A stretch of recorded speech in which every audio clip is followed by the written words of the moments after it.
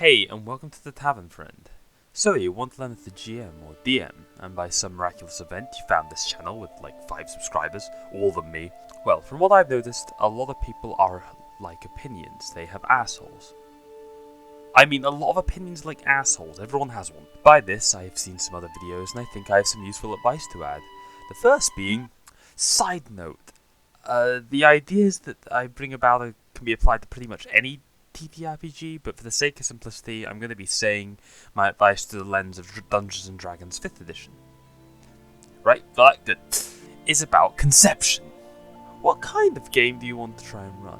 Not just on a dark fantasy or high fantasy level, it goes much deeper than that. Obviously you can run a module, in which case you want to identify what the module is conceptually as well. You know, don't try and run Curse of Strahd or high fantasy love of puppies and rainbows. But assuming half the fun of GMing, which I would think is the case for the majority of GM, but then again, assholes are opinions. So if you think I do have the right idea about that, continue watching. You might get some good ideas. I really hope so, that's the entire point of this video. So, go and get your Word document, pen or paper or whatever, and pause when you think you have something to note down. It's going to happen a lot. Don't feel bad about cutting me off. Like, everyone does it anyway, so I'm pretty used to it. So how does one get conception? Well, most likely you have one idea in mind already.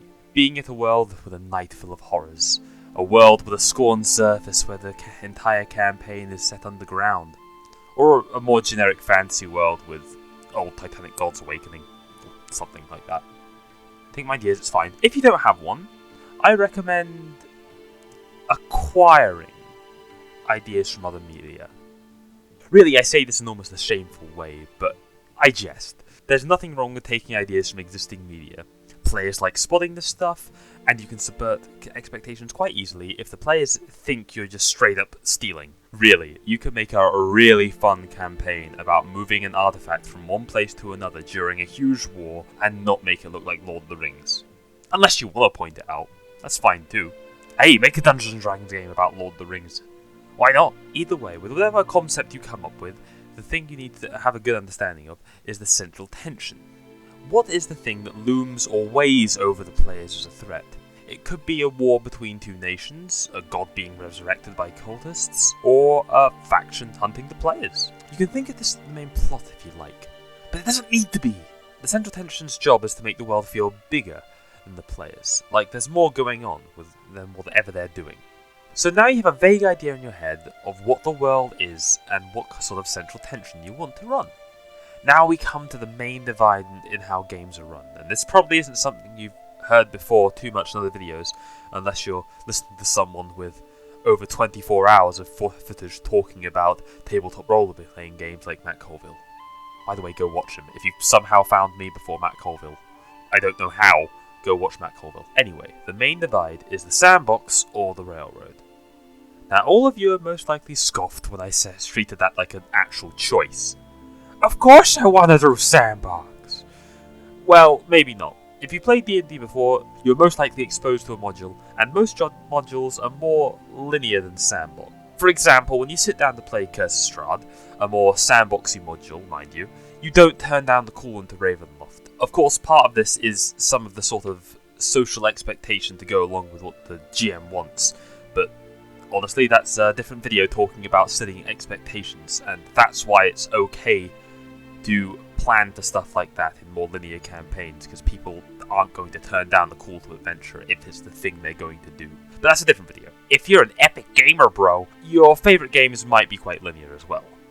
And I say that, I'm one of you, I'm a gamer too. Don't get mad. Really, pause the video, make a list of video RPG games, and ask yourself the amount of choice you have as far as the story is concerned. The two I like to go and think of are both BioWare games. I would say Mass Effect and Dragon Age, or I guess Star Wars Knights of the Old Republic. If you actually think about the events of the story, a lot of it breaks down to 3 or 4 choices throughout anything. Like, the actual story arc doesn't change all that much, it's linear. You get the point is it's linear. There's nothing wrong with linear stuff. The word linear is painfully and unfairly maligned. I expect a lot of people watching this will get the point that linear doesn't equal bad. I said it a few seconds ago. The answer to why that's the case is that linear or sandbox games both have advantages and disadvantages. Linear is more likely to have a stronger plot, better story pacing, and epic gamer moments to go along with a stronger plot. Sandbox makes for a much better exploration, less GM meddling, because the PCs aren't really that important as far as the world is concerned, and far more immersive in the sandbox because you shouldn't feel the need to go and protect players from leveled enemies. I mean, that's my asshole opinion. If the players want to fight a dragon, well, they ask for it, and the escape and the revenge plot for the dead barbarian would be cool. I'm joking, of course, about that. It would never be the barbarian that dies. It'd be the fucking wizard or something. Nerds. Now, we need to go on a little bit of a tangent, because I think I've made the choices clear at this point. You know exactly what each of the choices are, but if I've done my job right, you should be confused about which one to pick. And if you're not confused, hear me out for a second. Generally, as humans, we enjoy doing stuff that we're good at rather than what we're bad at. And GMing is meant to be fun. Therefore, we need to know what you're good at. You may have noticed that GMs run their games in different ways. There is no good one way to run a game. They are simply playing to their strengths whether they realise it or not. Well, sometimes the GMs have a stat block like this, but don't compare yourself to that. They grinded those stats over years. When you GM, you'll end up doing the same, but unlike most people starting out, you were smart. And you clicked on this video. And now you don't need to trial and error your skills as much. Now stay with me for this part. There are around 4 main components to being a GM. Let's just focus on these 4. There's more to it, but let's focus on these 4. Acting, improvisation, doom mastering, and story writers. Or aids, as I like to call for short. Every GM needs aids in some capacity. And this is where we get back to that crucial choice of being more sandbox or more linear, because it depends on what sort of aids you have. For some quick definitions of what I mean by aids exactly. Acting is your ability to create immersion through voice and descriptions. Improvisation is the ability to make stuff up on the fly without players noticing you are figuratively pulling shit out of your ass. Doom Masters can make combat fun. It's a very rare skill. Normally it's through their ability to do math and deploy enemies correctly and quickly. And storytellers can, well, write and make an interesting plot and in-depth characters. To put this more simply in the definition for what you can figure out what you are, since you probably haven't GM'd yet, is if you can make silly voices well, you might be good at learning how to act. You might be good at improv if people hate you because you make stupid arguments when you start losing, or you just don't lose arguments. You might be a good Doom Master if you play a lot of strategy games or can do quick math. Or if you write in your spare time or have 5 lines worth of notes on the central tension, you might just be a storyteller. Pause the video, have a little think, make your own stat block, assigning each number to each part of aids, labelling them 1 to 10. Go ahead, do it. I'm waiting. If you've put 10 in everything, congratulations! You now have no idea what to focus on. Well, you're perfect.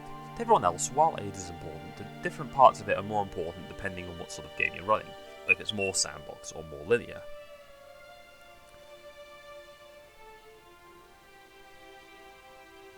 Enough suspense already.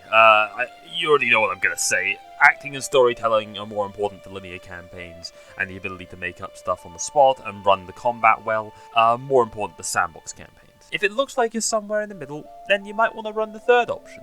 There's always a third option. It's called Sandbox on Rails, which is an exquisite segue into my next video, where we're going to walk you through how to do pre-campaign prep for the 3 main sort of archetypes, sandbox, linear, in the middle. Of course, if you want to make a living world so a sandbox is more appealing, despite you thinking you're a better storyteller or actor, it can work. It can be amazing. The issue is, you're new to this, and well, if you ever tried to get into a new sport, you most likely sucked at it. And no matter what you do, you're going to suck at it when you begin. But depending on if you're tall or not, you may be better at basketball than, say, something like ping pong.